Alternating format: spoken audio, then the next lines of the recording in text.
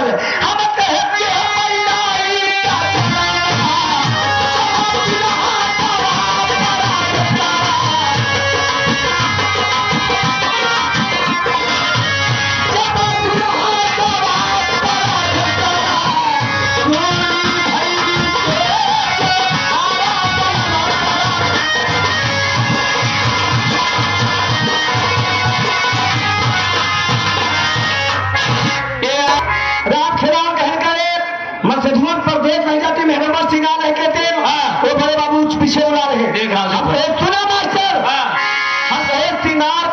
जब हतार खड़े रहा अपने प्रभुआ का प्यार न मिले पिया मादी के सुधुरवा उधार न मिले मध्य प्रदेश बा अगर लाली लिपस्टिक घूमत ही चौराहे पास कहीं आजकल मामला गड़बड़ बैठा है कहने कभी बड़ी बात हमने सुना मास्टर किस्सा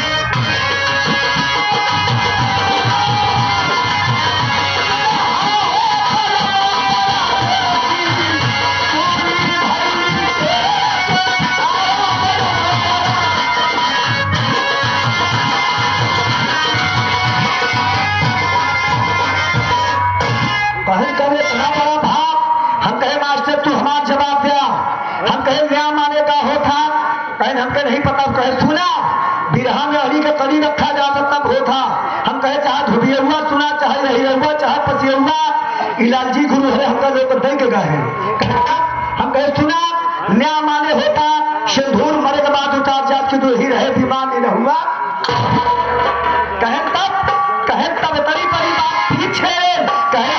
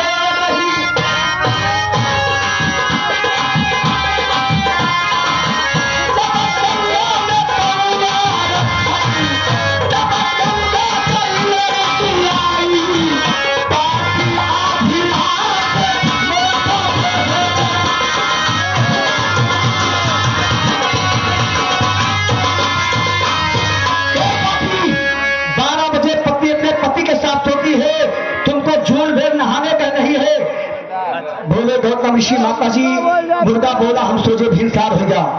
गंगा जी वो हो अपने नेत्र से देखती है, गंगा जी अपने नेत्र देखती है, कहन बड़े घरवा मत चोरवा।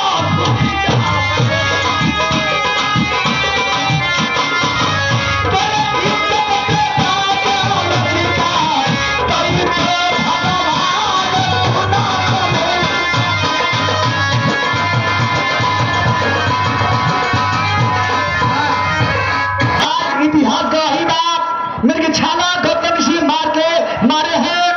आज भी चंद्रमा के दांत पे छल के निशान पड़ी बात लोग इतिहास गवाएगा। तब करने तब भगवान आ गए। अरे मोरे हीरा तुम्हारे बड़े कितना परेशान हो गए तो जाते। भगवान को चीन गई हीरा के तो भगवान है। कहीं भगवान पहले पानी पिया, कहीं पानी जाए फर पड़े, पहले हमारा मनोस्टार्ट कर में पहले पानी पिया। नारी चाहत मोछा उतार दे, नारी चाहत मोछा तो हाथ। कहीं बाबा पानी पिया, कहीं लिया। तीन किसी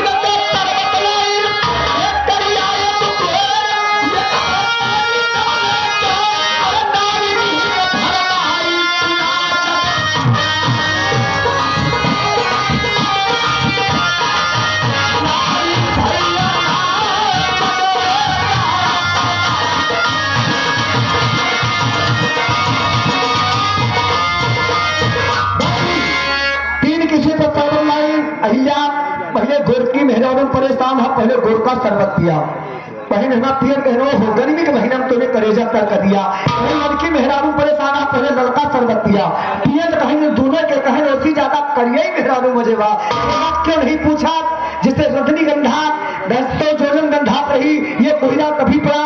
एक तफसीर रजनीगंधा के साथ उत्पाद किया था, कोयला पड़ा था। मनुष्य कहने परेशान था, कहने करिया नारी